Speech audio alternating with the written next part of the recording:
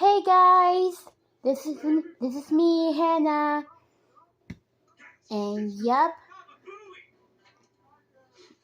it is yet again another read-along video, and this time we're on the final chapter of Jasmine, the Jeweled Orchard, which is a Disney Princess a Jewel storybook.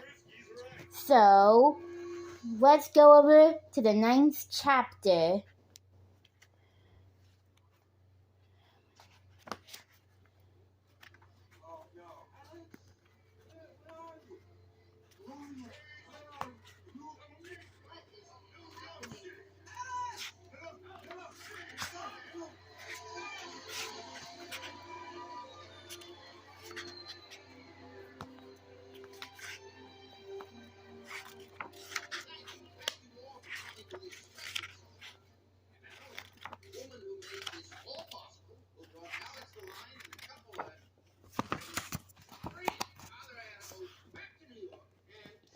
Chapter 9, aka the final chapter. You know, we have no idea what this powder does, Aladdin pointed out. I think we should test it on one apple before we spread it through the whole orchard. That's a good idea, Aham told him, as Jasmine finished stirring all the ingredients together. A gentle breeze ruffled her hair. The breeze grew stronger and stronger. "Oh, the purple powder!" Jasmine cried. She tried to cover the pot, but it was too late. A ferocious gust of wind swirled around her, lifting the powder right out of the pot and blowing it around the orchard. The wind was so fierce that Jasmine, Aladdin, Aham, and Abu had to cover their faces and close their eyes. It even made the heavy jeweled fruit on the trees start clacking together noisily, drowning out all the other sounds. Then, just as quickly as it had started, the sudden wind died down. The orchard was quiet and still. Jasmine took a deep breath. Then she opened her eyes, hardly daring to imagine what she might see around her. The trees were standing as tall and solid as always. Soft green leaves fluttered on every tree. But best of all, none of the fruit was sparkling. Apples and pomegranates, dates and persimmons, lemons and mangoes, and pears filled the heavy branches. Their sweet fragrance perfumed the entire orchard. "It worked!" Jasmine cried, shocked. "It really worked! We reversed the spell!" "Well done, Princess," Aham said as a broad smile crossed his face. The reversal recipe was a great idea," Aladdin agreed. "What do you say, Abu?" Jasmine asked playfully. "Are you ready for some grapes?" But there was no answer. "Abu?" Aladdin called. "Where did you go, you little rascal?" Jasmine smiled. "I think I know," she said. Aladdin and Aham followed Jasmine over to the grape arbor. They found Abu sprawled out beneath the vines, smacking his lips happily. He ate as he ate one juicy grape after another. Sorry. I don't blame you, Abu, Jasmine said, laughing. You waited a long time for those grapes. Then her hands flew up to her mouth. Oh, I almost forgot! Jasmine ran over to where she had left her bag. She came back with a handful of amethysts Abu had mistaken for grapes.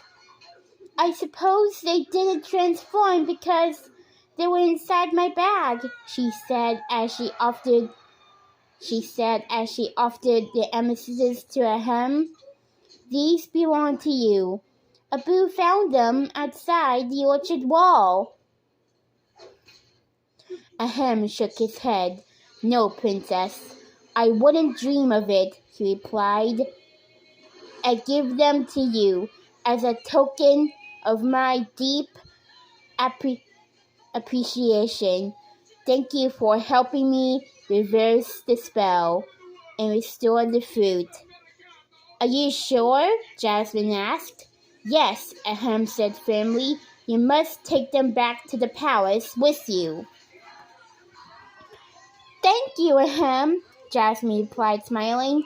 I will treasure them always.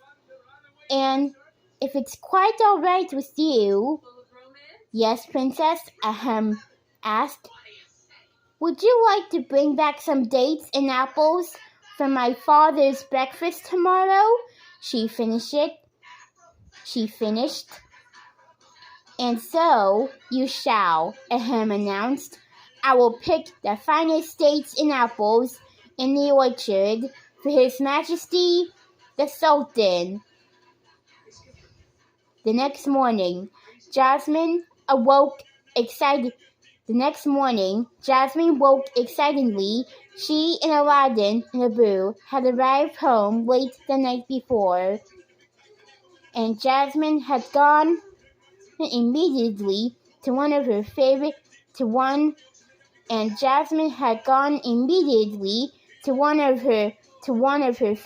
people, the royal jeweler. When Jasmine had finished getting dressed in the morning, she hurried to the dining room. She couldn't wait to show Aladdin the shimmering earrings that the jeweler had made for her, using the amethysts. She couldn't wait to see her father's face when Rashid served him a tall stack of date and apple pancakes. Good morning, everyone, Jasmine said as she sat down at the table. Good morning, dear, the Sultan replied, beaming at his daughter. You are looking especially lovely this fine day. Are those new earrings? Jasmine caught Aladdin's eyes. Yes, father, they are. They're almost as beautiful as you are, Aladdin said, smiling at her. Rashid was in a good mood, too, as he placed an enormous silver platter next to the Sultan's plate and removed the cover with a flourish.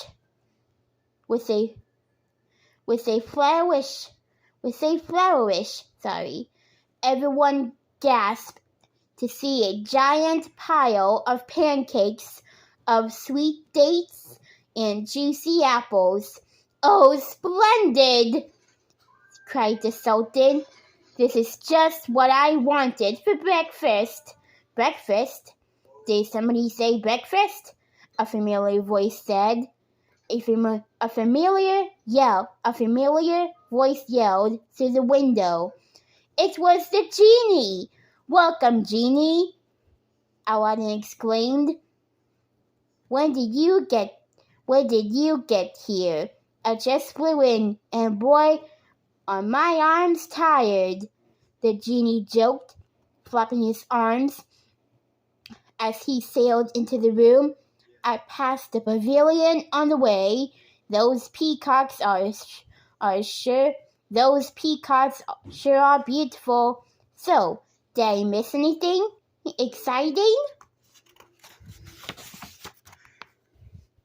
Jasmine and Aladdin smiled and exchanged a knowing look. Oh, what do we have here? The genie said excitedly, forgetting what he asked. Date and apple pancakes? My favorite! Oh, you shouldn't have. But since you did, don't mind if I do. The genie grabbed a large batch of pancakes off the serving platter, and then he winked at Abu and started to juggle them. How about that for some early morning entertainment? He joked.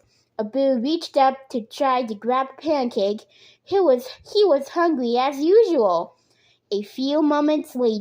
After a few moments, the genie put the pancakes back and then proceeded to serve the Sultan, Jasmine, Aladdin, and Abu.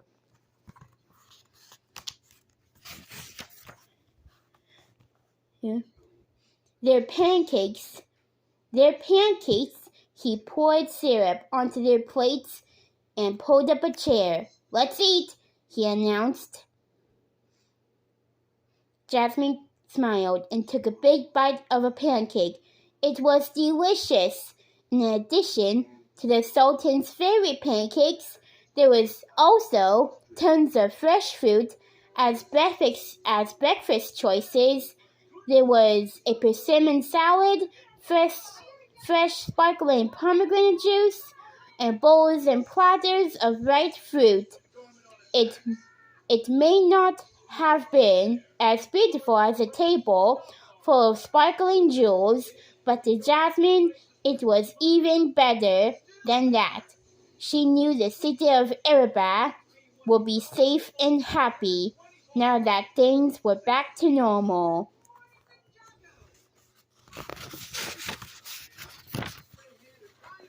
Well, there you have it, everyone. The 9th chapter, called The Final Chapter, has officially come to an end. Till the next time, everyone, and I'll see you later.